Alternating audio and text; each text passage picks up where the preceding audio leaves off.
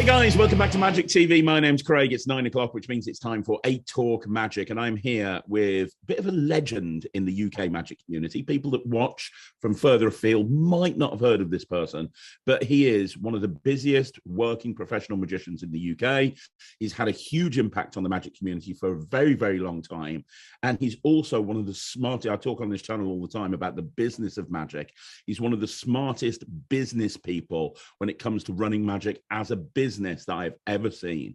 I've been wanting to get him on the channel for 6 months. We finally managed to get our schedules to mesh, and this interview is going to be amazing. I am, of course, talking about Ginger Magic himself, the one and only Damian Surr. How you doing, man? You okay? Hi, Craig. Yeah, good to see you. Thank you so much for coming on here. I know how busy you are. Nice that you've said that people outside of the UK wouldn't have heard of me, when everyone in the UK thinking, well, I've never heard of him either. I'll tell you, most professional magicians in the UK will have heard of you. You're the guy that's getting the gigs that they're not. You know, you're the guy that's ranking above everyone. It's like, damn that Ginger Magic. So yeah, a lot of people have heard of you. But you're such a great magician. You've been in magic for a very long time. Like I said, you're a very smart business person. We're going to talk all about that. But obviously, over the years, you've actually created and released products as well, specifically to, and we'll talk about that. But you've done so much and you continue to be really, really successful. You're one of those people that was successful through lockdown. You've bounced back really strong now. You're a real inspiration. So it's great to have you on the channel. I don't know what to say. Well, you know what? There are going to be some people that haven't heard of you. And like I say, you are one of the best kept secrets in magic. So let's start at the very beginning. And if we can do I like to call this the origin story. And we'll just give people a bit of backstory as to you. It feels like you've been in magic forever. And everyone I spoke to and I speak to knows you. But when did you get into magic? When did all that begin? Yeah, I always find it interesting when you ask other people, other magicians, this question, because it feels like lots of people got into it relatively late, I find. But I was literally, I used to think that I got into it when I was 10 or 12, but I was cleaning out my mum's loft a few years ago, and she kept this book of what your kids doing through the years and sort of stuff. So when I was 6, apparently, I wanted to be either a magician or a footballer. And I've got no interest in football, so I've got no idea what that's about. But the magic stuck. So I had a kind of kid phase of it. My dad showed me my first ever trick. And I remember going to an outdoor market with my parents once doesn't matter where it was, but there was a guy doing a spend deck routine, and that was just like the most ridiculous thing. So I bought those, got obsessed with that sort of stuff. But everything, the real starting point was when I was 13 and I walked into the magic shop in Sheffield, and that's still one of the best. Well, it's one of my favorite. It's like whenever I go back there, it's like walking into remember the old TV series Cheers? You just walk in, it's like everyone knows you, and it's such an amazing place. So yeah, Russell Hall has been running that for donkey's years. And then you spoke to Matt Johnson a few weeks ago. He started there as well. And yeah, the likes of Roger Curzon and Les Johnson kind of really took me under their wing. And literally from being 13 to kind of early 20s, I probably missed a handful of Saturdays. It was just like, some people go to church. I went there to just absorb this knowledge from these amazing guys. With everything that's gone on online these days, and Facebook groups and Discord servers and so on and so forth, that's less of a thing these days, isn't it? Like going to the magic shop and hanging out there all day. And obviously there's less brick and mortar magic shops now than ever before. Yeah. Do you think it's like, looking back at that period of time in your life, do you think it's important for people new into magic, younger people especially, to find somewhere where they can kind of hang out and be around other like-minded people? So my gut feeling on that is yes, but I kind of counter that by thinking, I think lots like if I think of like kids TV, if I look at kids TV now and kids TV when I was a kid, it's never as good as it was. It's like, so I think it's kind of whenever I think, oh, people don't have the magic shops like they used to and stuff, it's all YouTube, and it's probably when they're our age, they'll be thinking, well, the new generation don't have YouTube because it's been replaced wherever it is. It's just a side effect of us or me aging to think it's not as good for them as it was for us. But that said, like that magic shop completely shaped my life in terms of both magic and politics. And I've got lifelong friends, like most of my school friends I'm not in touch with anymore, but I've got lifelong friends from the magic shop that I see as often as I can. That's amazing. Because you're not based in Sheffield anymore, are you? No, so I try and get back there whenever I can, but I'm in Somerset now, in a tiny little town called Axbridge in the middle of nowhere. Oh wow. Okay, cool. So at what point, so you're going to this magic shop and you're hanging around magicians and the bug has firmly bitten. Yeah. And that was kind of from the age of 12, 11, 12, 13. Yeah. What was your goal? Was this just like, oh, this is a really fun hobby, I'm enjoying doing this, I'm enjoying practicing? Or did you aspire to become a professional magician and kind of think, well, you know what, maybe I can make money out of this? So during those teenage years, it was just obsession with, so I was like lots of magicians, I was a very shy kid, and it was just I just got obsessed with almost the juggling side of it. So that just when you see someone like Leonard Green do, I just got, so Leonard Green wasted 5 years of my life because I had to try and achieve what he could do. It's like almost a futile, he's so amazing, but just trying to, before he even released the videos and how to do the stuff, we were all just obsessed with trying to deconstruct how the hell he was doing it and then trying to learn it. And so we'd all kind of come back to the magic shop next Saturday and we've got a new, maybe he's doing this. So it was just a group of friends who liked each other with a shared passion, and that's all it ever was. And then in my late teens, so at school, when they start asking you about work experience and what you want to do and stuff, that coincided with me getting into Bill Hicks, the comedian. Yep. So I got really into Bill Hicks and Noam Chomsky, and so when adults started asking me what I wanted to do for a living, for some reason I just got this really stubborn opinion that I didn't want to work. And why do people work? And that doesn't feel like most.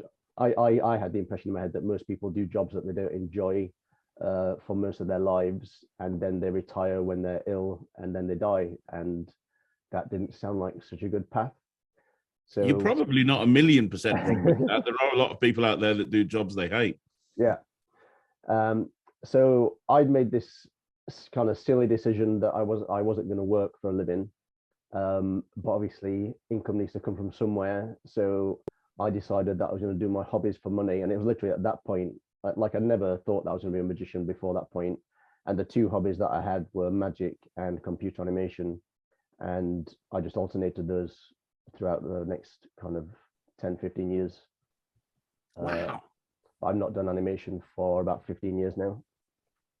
So initially, when you had the desire to become, when you decided, hey, I'm going to become a magician, there was also that computer animation side of things as well. So did you go to university to do that, or was it kind of more of a self-taught thing? Yeah, so with the animation side of things, so I did a foundation course in art with I was going to go to university next, and animation was really new at this point. Animation is obviously not new. Computer animation was relatively new. So Toy Story didn't exist or anything yet. That was just, there'd been a few short films. So there weren't many animation courses around. So I was advised to do graphic design. And then when I went to the graphic design interview, I think it was in Leeds, they made it clear that they didn't really do computer animation. So I decided to have a year out to do magic. And I thought I'll go to university the next year. That year out turned into a fairly successful year for someone who's just living at home. You don't need much money, do you, when you're living with your parents? So magic kind of took off, but I still really loved the animation side of things. So when I first left home, I went to live with some friends for a few years, got really into it. So I'd spend my evenings Got obsessed with Doom 2. We played these computer games just round the clock. Yeah, I remember. Yeah. So I'd spend my evenings playing Doom and my days kind of teaching myself to animate. Wow. Bought some books on, there's massive books. It's called 3D Studio, this software that I used to use. And so learned myself to animate, did a short film called The Dreamer, which I just wanted. So all my friends thought it was a really good little animation, but friends are just nice, aren't they? So I wanted to see what real people thought of it. So I sent it off to an animation company in they were near Birmingham, and they got me in and offered me a job. And I was literally like, I don't want a job. I just want to know what you think of it. But they offered me a job, and it was the sort of money that you can't refuse. So I ended up I did that for a few years, and then I moved on to the next project. So that's how the animation kind of journey started. Wow. And I suppose the question I've got, I get asked this on the channel all the time. When is the right time to go professional? A lot of people that are hobbyists and amateurs, they want to eventually become semi-pro or pro. I mean, you've had a very different kind of, you went from school and you were like, you know what, I'm going to become a full-time professional magician. And you had this thing going on in the background as well. Any advice on people going pro? And I suppose a follow-up question to that is, at what point did you decide to ditch the computer animation? And just because you said you haven't done it in 15 years, what made you decide to kind of go, right, okay, now I'm going to go full-time magic? Yeah. So in terms of the when to do it, it's gonna different for different people. But for most people, I would say as soon as you're thinking that, give it a go, because things are only. It's a bit like when people say, if you're trying to think when's the best time to have a kid, there's never going to be a time where you think, right, everything's in place, we can now add a child to this mix. It's just, that's not how life works. So you do it when either it crops up or time's roughly right.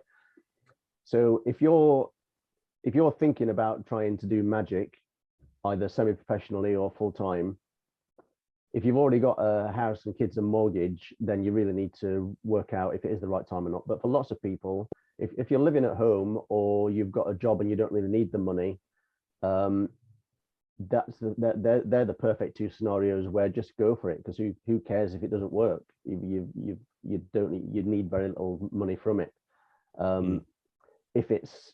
If you've got the mortgage and bills to pay, you obviously need to inch towards it. You can't just, well, maybe you can. So Tony Robbins might say that you should just ditch the job and burn the boat, and it's all or nothing. I suppose that might be the right thing to do for some people, not for others. Yeah. Okay. Part B. Oh, the animation thing. Yeah. So yeah, I was properly obsessed by animation. I used to love it. And ironically, it's the closest. So the two things that I loved doing at that point were skiing and animating, and they sound like the most completely opposite things. One's kind of complete slow motion, the other one's.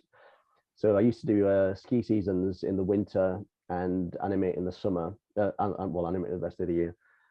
But I was really into kind of quality with animation, so I'd just be obsessed about beautiful moves. But the work I was doing was in kids TV. So with kids TV, you're just producing kind of 10 seconds of animation a week.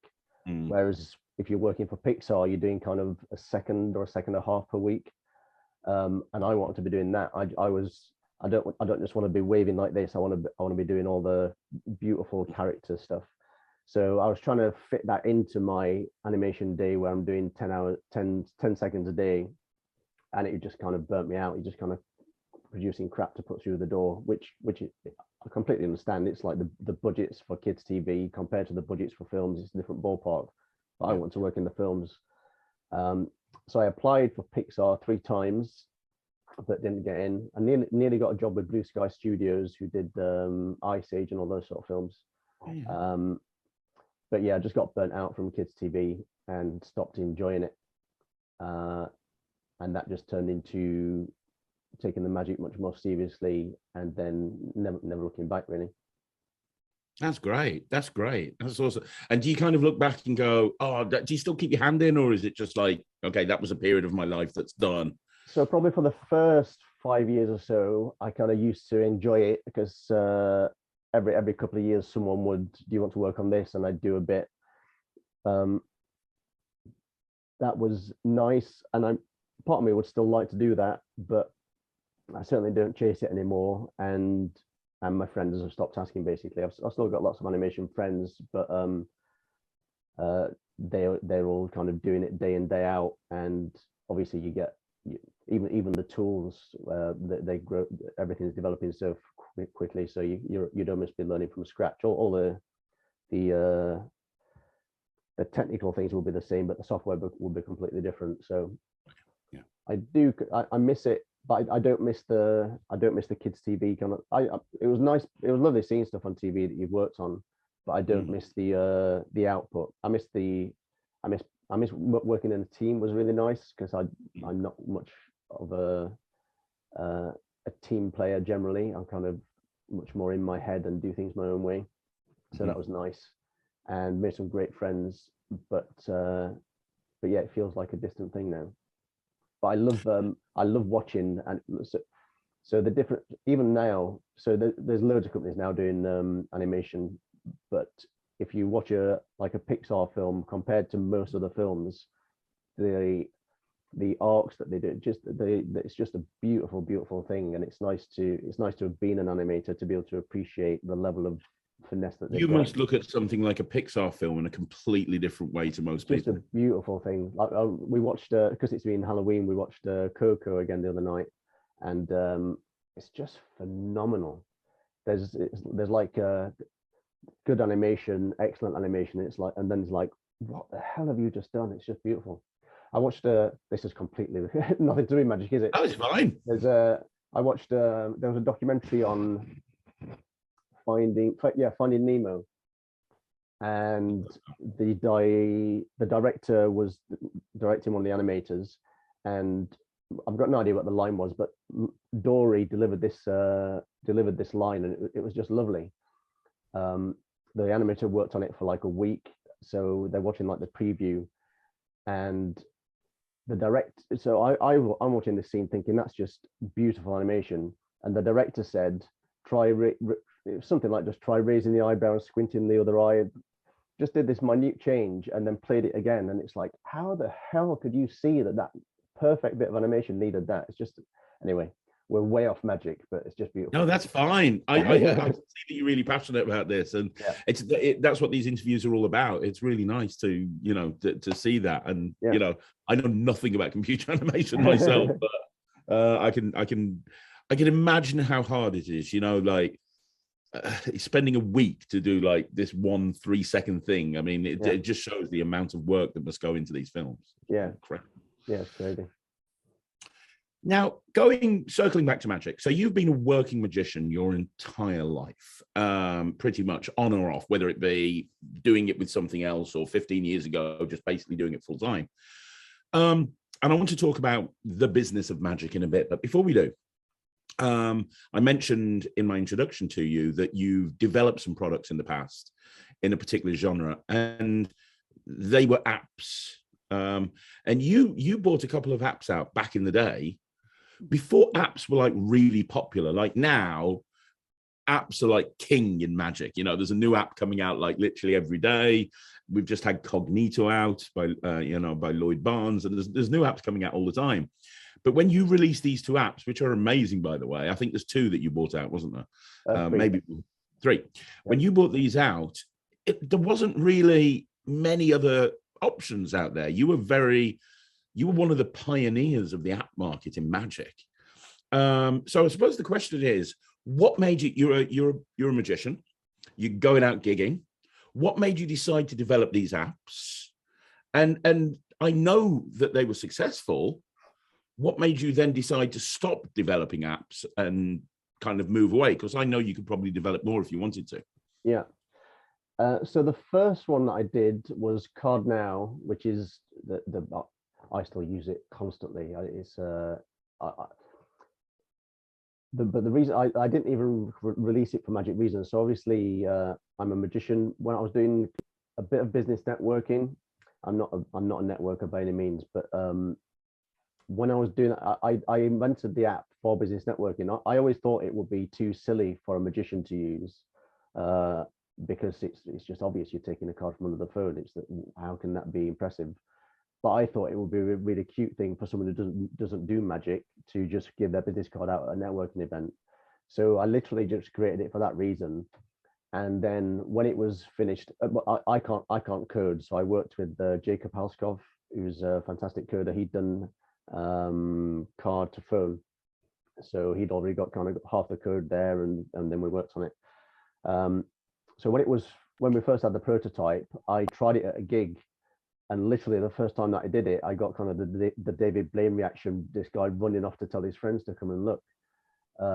And I was completely shocked. I thought this was a silly little thing that's just for non-magicians to hand out a card in an interesting way. But I'd just like to say, amazing. I love this app. I still do it to this day. Yeah. I bet a lot of magicians don't know what we're even talking about because it's so old, still available. Yeah. Basically, the whole idea is when somebody asks for a business card, you show your phone and it looks like you're printing your business card inside your phone.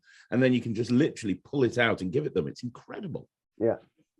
And it's, just like you, I do it multiple times every gig, get great reactions from it. He gets a business card in someone else's hand. That ticks a lot of boxes.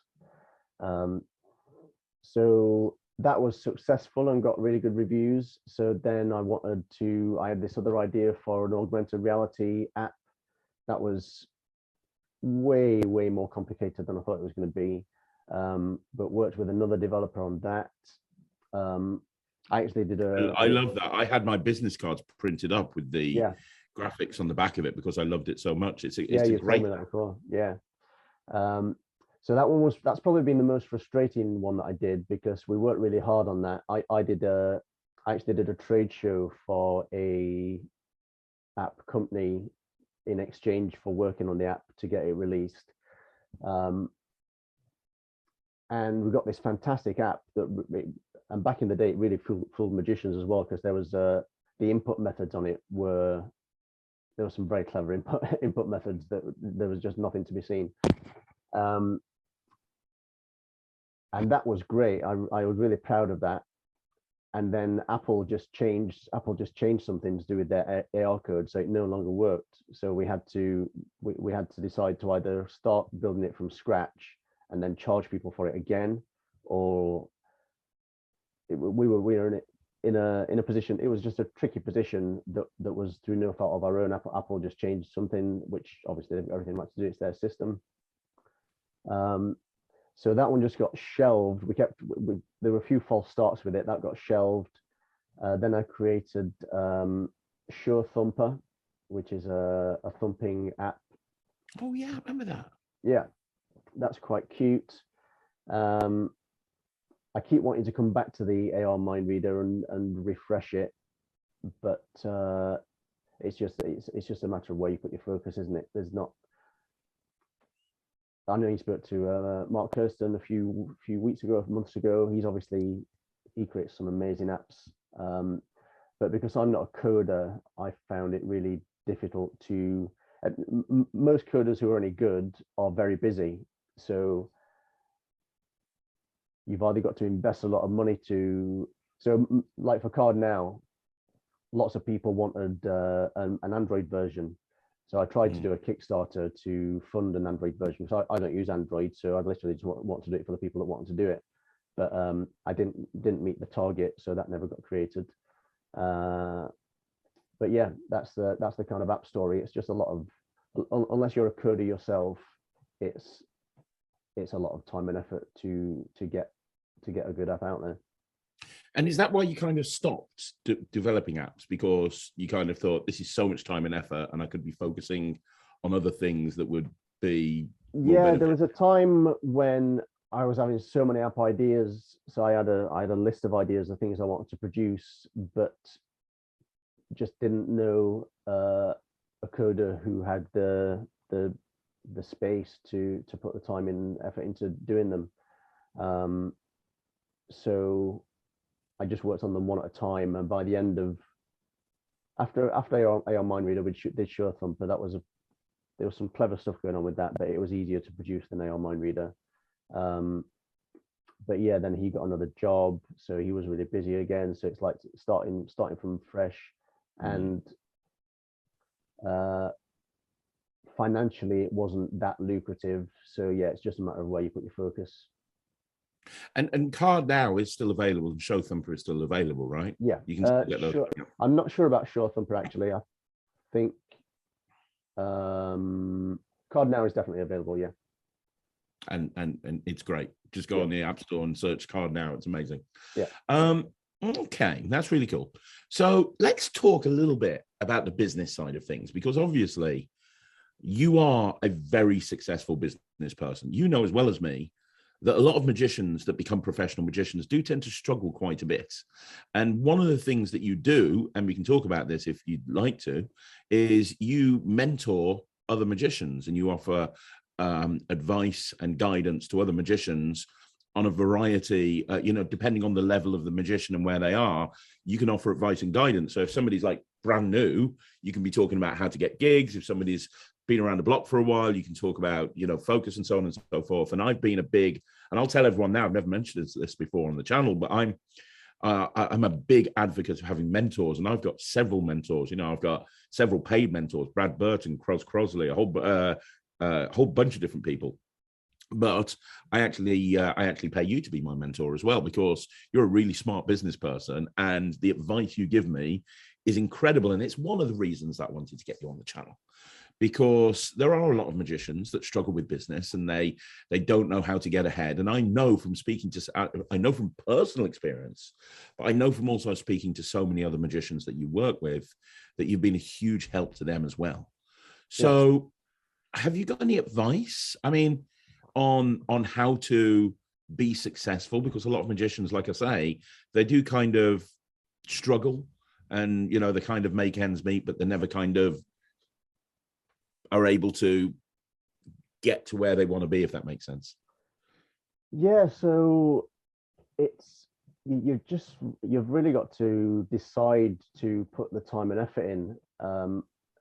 I remember, it's like we were talking about earlier, it's kind of easy to say that you're a professional magician if you're single and living at home, but it's a different ball game when you've got the kids and the mortgage.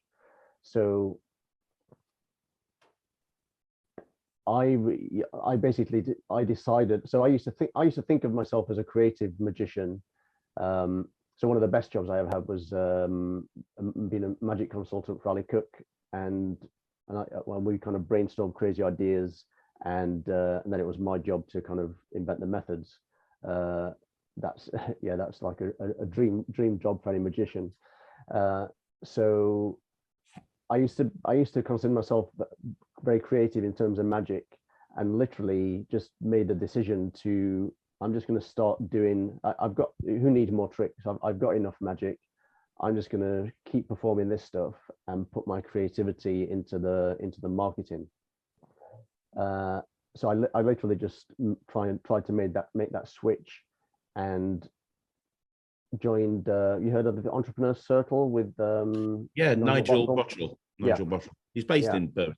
Yeah, that's right. Yeah, and yeah, that was life changing. That literally, one of the biggest things that changed it for me was him saying, so if you're a plumber, as soon as you're self-employed as a plumber, your job is no longer the plumbing.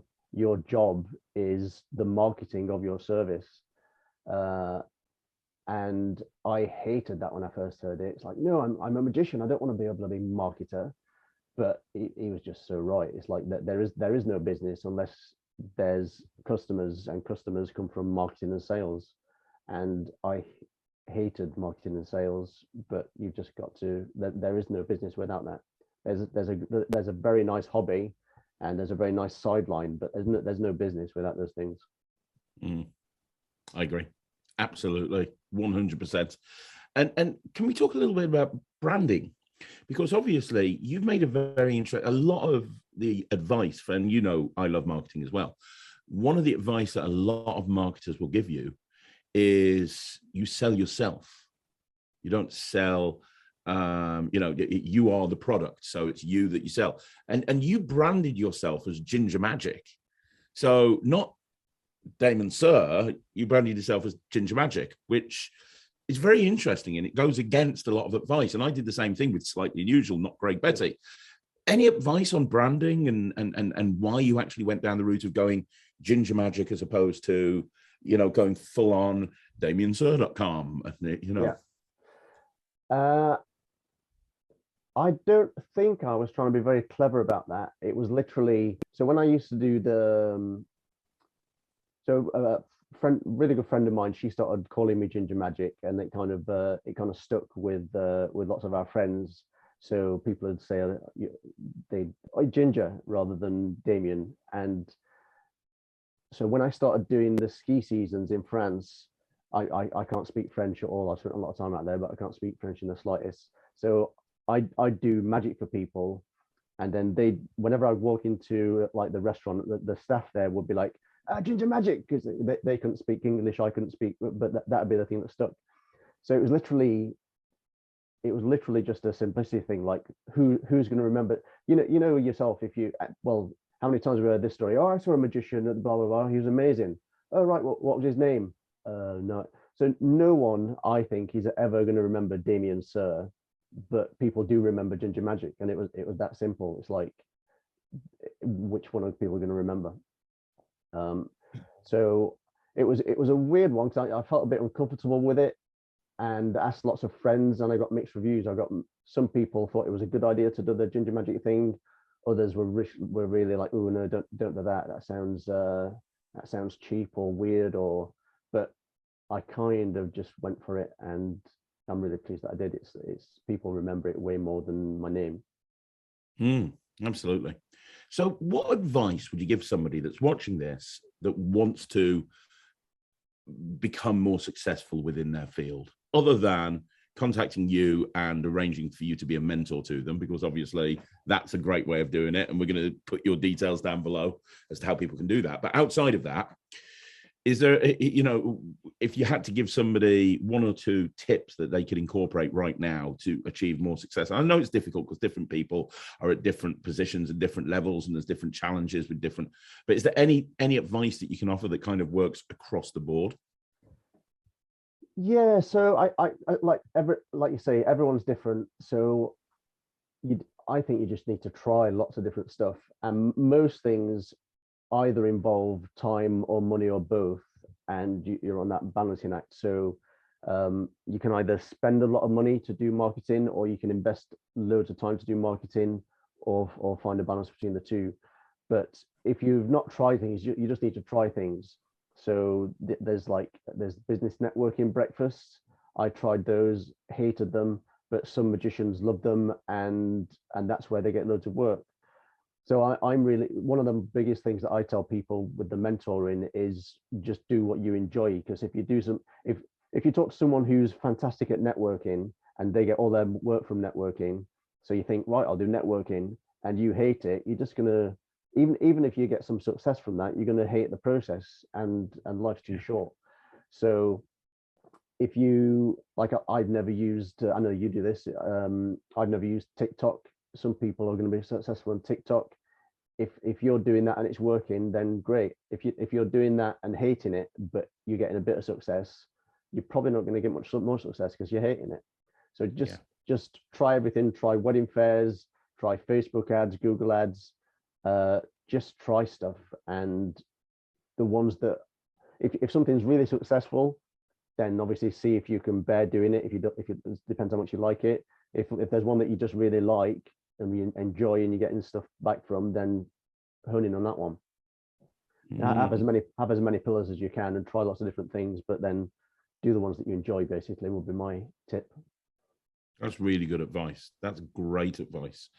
And on the subject of business, you've set up a Facebook group, which is well worth people joining, and it's specifically for magicians in business. Is that right? Yeah, so there was a Magic Gig share group that was for sharing gigs, and people started using that as a bit of a chat group, which other people used to find annoying because they wanted it to just be about the gigs. So I started another one called Magicians Talk Business, just to get all the chat out of that one, because there's loads of magic chat groups on Facebook, but I wasn't aware of another one that was just about the business side of it. So yeah, there's those two groups. Okay. And I've mentioned obviously a couple of times that you do mentor magicians. Can we talk a couple of minutes about that? Because I know there's going to be people watching this that are thinking, maybe that's something I can do. Maybe that's what I need. Because people do, and again, I can't stress this enough. You do need someone to help you. No matter how successful you are, you do need someone to help you, whatever that may be. A professional footballer that's the greatest footballer in the world is still going to have a coach that works with them every single day. You're the greatest. I remember when Tiger Woods was everywhere and the greatest golfer of all time, he has several coaches. Everyone has help. Like, look at Dynamo, the most successful magician of the modern era. How many consultants and people helping him does he have behind the scenes?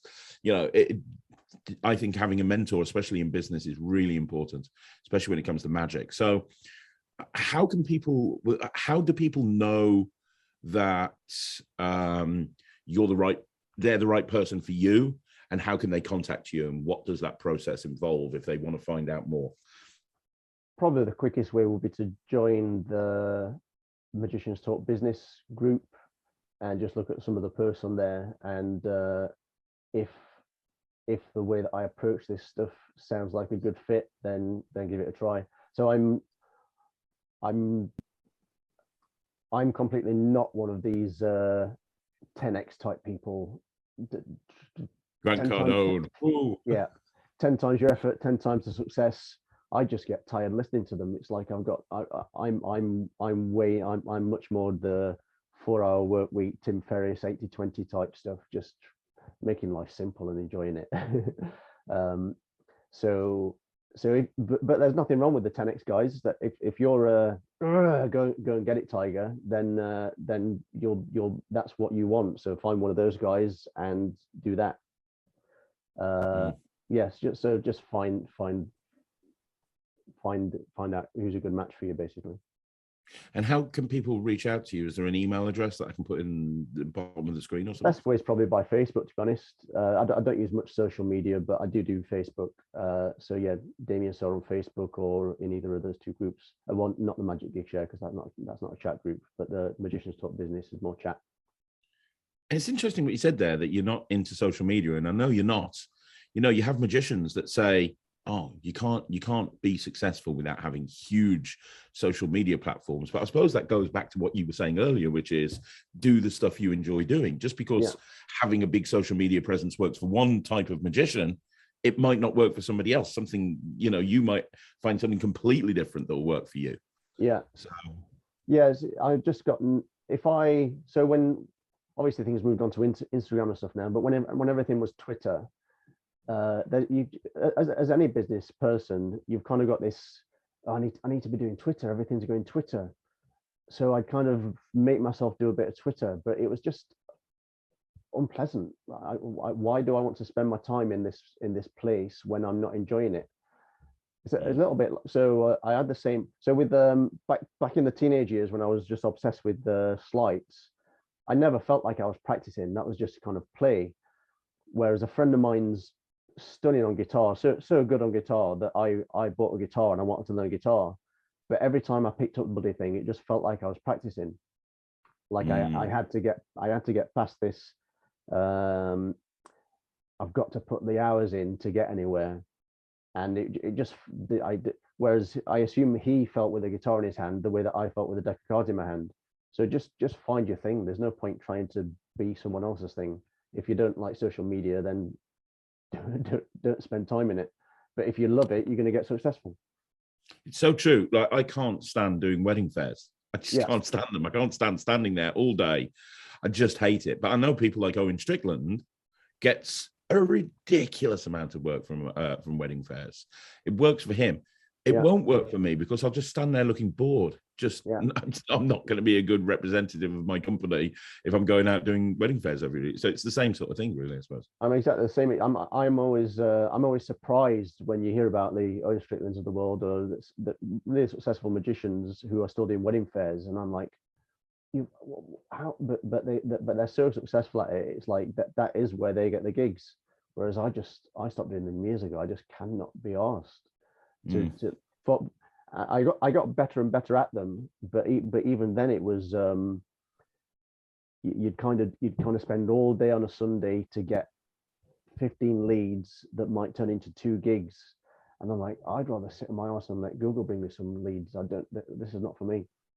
Yeah, I totally agree with you 100%. But it works for some people. Absolutely, so it's like the breakfast networking. I'd rather put forks in my eyes. But if you're doing it and you're getting results from it and you enjoy it, then you're doing the right thing.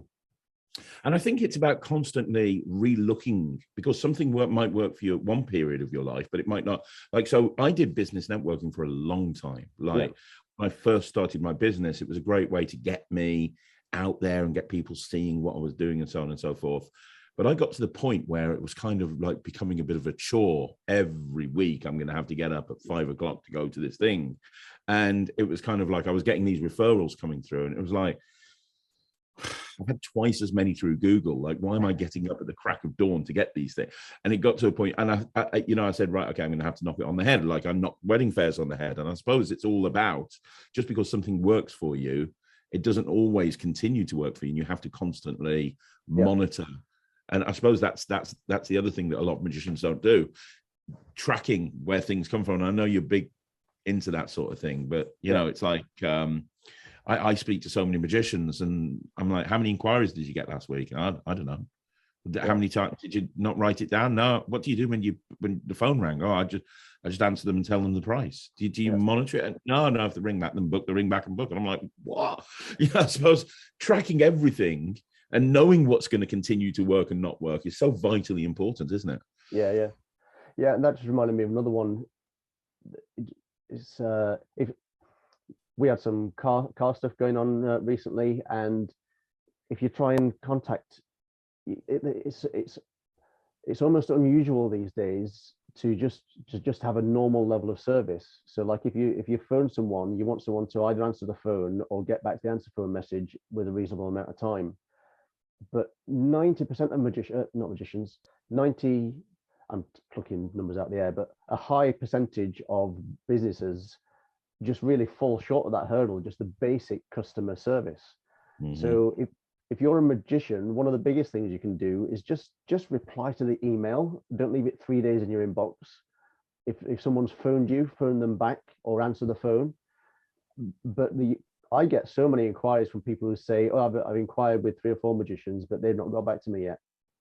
What's wrong with people? What have you got that's more important than a customer if you've got a business? Exactly 100%. It's that well, you mentioned Nigel Bottle earlier. He refers to this as the customer journey. I think he was the first person to coin the phrase of the customer journey, and looking at the journey that the customer goes through from initial advert, whatever it is that found you, all the way through the process of the inquiry, the phone call, booking, after sales, customer service, that whole process. Having that customer journey, make it so good that customer wants to come back to you in the future because they've just had an incredible level of service. And there's a really nice way of, so if you can break down that customer journey in terms of marketing, this is something else that Nigel used to say.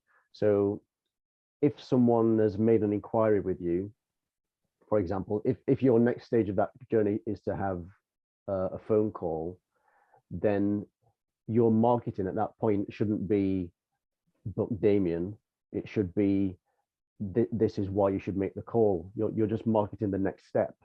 You're not trying to market the end goal. But here's some really nice ideas. Oh yeah, that's really important, and something that a lot of magicians don't think of. I completely agree with you. And I suppose one way to make things more organized is to have some sort of automated system. Like I use Keep or Infusionsoft, whatever they call themselves these days. I know you have various different platforms that you use. Gigio is another thing that a lot of magicians use. How important is it to have some sort of platform that allows you to take the stress out of it? So you're not using a paper diary, writing it in, but you've got a level of automation with booking contracts and this and that and the other. Yeah. So again, it's down to the individual. So I absolutely know successful magicians who are still kind of back of the envelope type guys, and if that's the type of person you are, then that's cool. I'm way more on the geek side of things, and the 80-20. I do not want. I want to spend as little of my time as possible with people who aren't going to book me, and most people who inquire with me are not going to book me. So I try to automate as much of those systems as I can. So, for example, if someone inquires with me, I can see that they've inquired, but my system doesn't even tell me that they exist until they've got to the next step of making a phone call, because I'm just not interested in them until that step, and everything until that step is marketing to that step. And then once I have spoken to someone, you want to be following up with them, but you don't want to be, as soon as you've got more than 5 people to follow up with, it becomes a very arduous task to do that manually. So automate it. The systems are out there, and they cost a few £100 a year for a decent one, but it's so worth the time. So, and it's all about investing in your business and focusing on your business and treating it like a business, treating, show business. Don't worry so much about the show, but worry about the business as well. Yeah. Here's a question. Do you still, you mentioned about how you realized that you got enough tricks, and so you wanted to focus on the marketing, and that's what you've done, and that's what you've continued to do. And that's one of the reasons you've become so successful in a very crowded marketplace. Do you still take that approach? Are you still doing the same tricks that you did 15 years ago? Or is magic still a hobby for you? Do you still buy tricks? And because the reason I ask this is because I've noticed, especially over lockdown, a lot of magicians have, I don't want to say lost interest, but they've kind of almost fallen out of love with magic. It's kind of, I go to pick up a pack of cards to practice and I can't be bothered. I've bought a new trick, but I haven't even took it out of the packaging yet. I've got this new download, but I can't even be bothered to watch it. And a lot of people have kind of, something that's a hobby, they've almost fallen out of love with it, especially people that do it as a living. I don't know. I suppose the question I'm asking is, do you still have it as a hobby? Because you talked about how you wanted to do a hobby as a job. Is it still a hobby for you? Do you still buy tricks? And did you lose interest during the pandemic? And if so, what did you do to kind of overcome that? Yeah, so in terms of the buying tricks side of it, I really rarely buy tricks. So I sometimes, I go to Blackpool every year unless I'm doing some sort of ski trip or something. But so there's been a few conventions now where I've been to Blackpool for 3 days and come back, and I've literally only bought a deck of cards, because I've got this mental thing in my head now where so it's like kind of a 3-step process. Am I going to use it? No. Am I really going to use it? And all right, then which pocket is it going in? And most things fall at 2 or 3. So I really rarely buy new tricks, but it's completely still a hobby. There's nothing that I like more than watching something. It's why the Foolers thing is such a nice format. I just love it when I see something and I've got a clue how the hell that works. And the last thing I want to know at that point is how it's done. I just like I love that feeling of being fried and trying to deconstruct a method for it. In terms of the lockdown, I was a bit, is worried the right word? So during lockdown, I can remember seeing loads of entertainers typing on Facebook how much they were missing the performing and this side of this stuff, and I was thinking, like, I'm fine. I don't have this need to be performing. So I was a little bit concerned, like, do I still love this? Should I go back to it? But then literally 1 or 2 gigs in, it's like, oh, this is great. But I didn't have that drive where I needed to be doing it.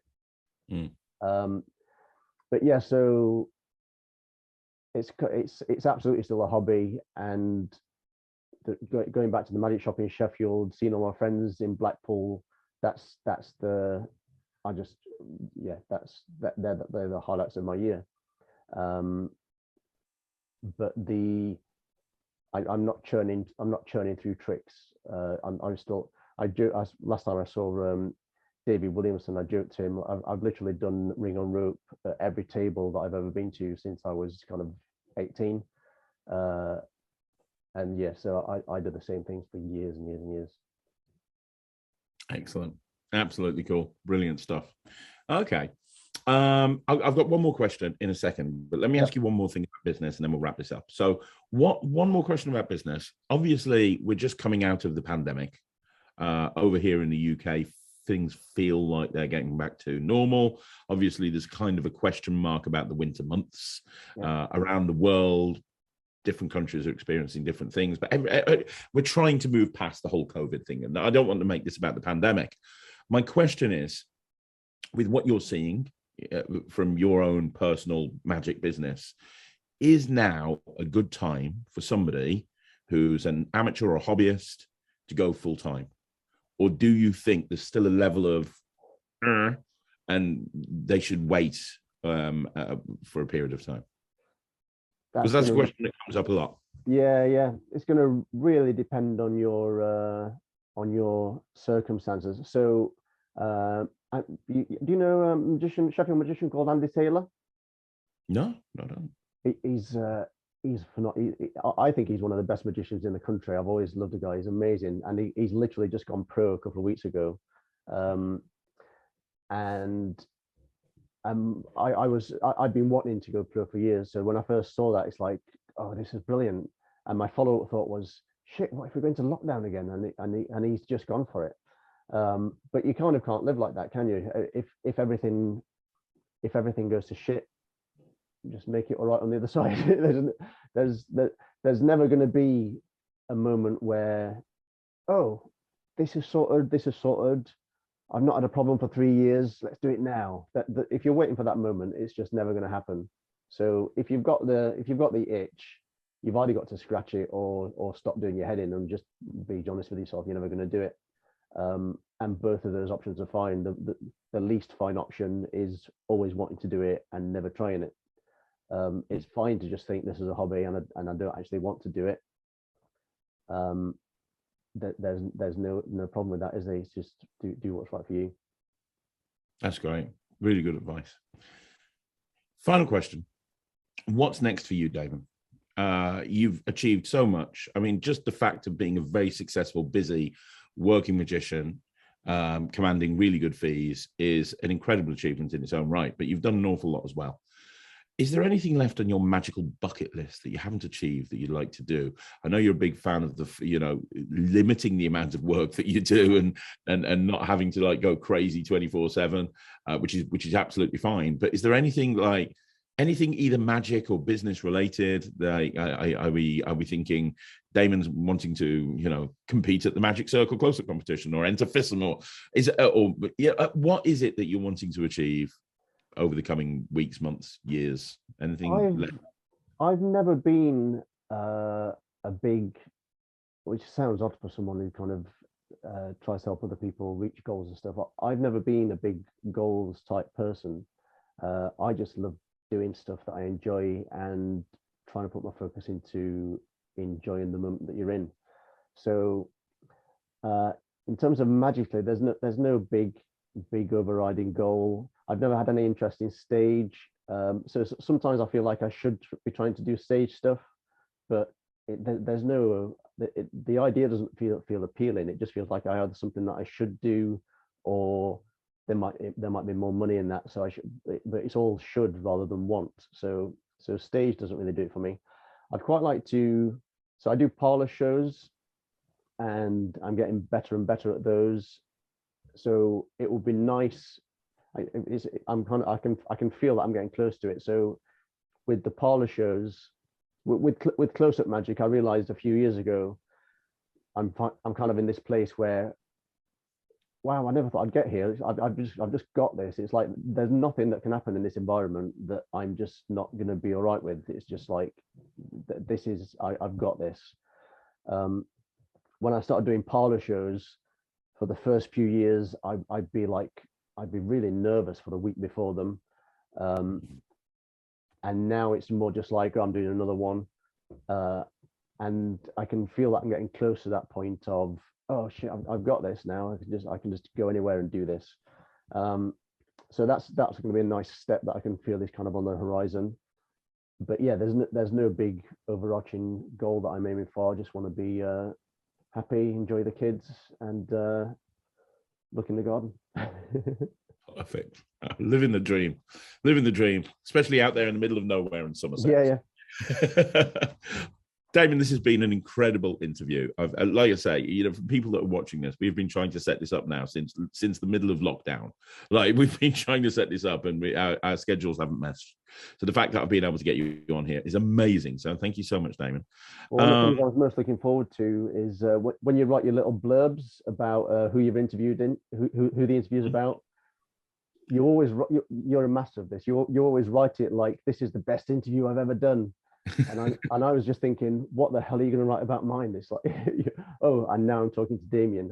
All the people in your channel, and this one's Damian.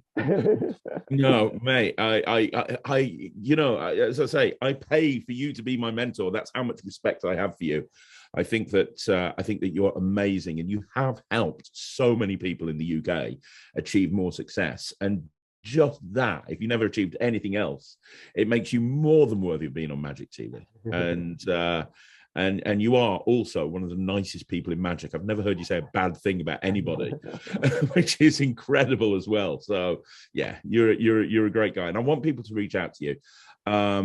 You've got obviously you can join Damian's group on Facebook if you want to talk more business. It's Facebook group Magicians Talk Business, I believe it is. Yeah. You also have the gig sharing group. So if you're in the UK, there's a gig sharing group where people can pass gigs to each other. It's still the premium group on Facebook.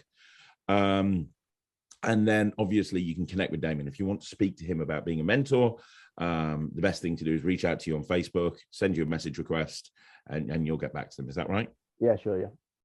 Amazing. And if you haven't already done so, and you're an Apple user, and if you're not an Apple user and you're a magician, have a quiet word with yourself. If you're an Apple user, go onto the App Store, search Card Now, because it's very, very old and you probably haven't seen it, but it's absolutely amazing. And it's a great way to print your business card out of your phone, and you'll get killer reactions, trust me. So yeah, go check that out. And Damian, one more time, thank you so much, my friend. Cheers, Craig. Been a pleasure. Awesome. Guys, don't forget to like and subscribe and do all that fun stuff. I'm going to be back tomorrow with 3 videos, I think. One at 9, one at 2, one at 6, something like that. So make sure that you keep checking out Magic TV. Go take out Damian, and I will be back again tomorrow with another Magic video. I'll see you then. My name's Craig from Magic TV.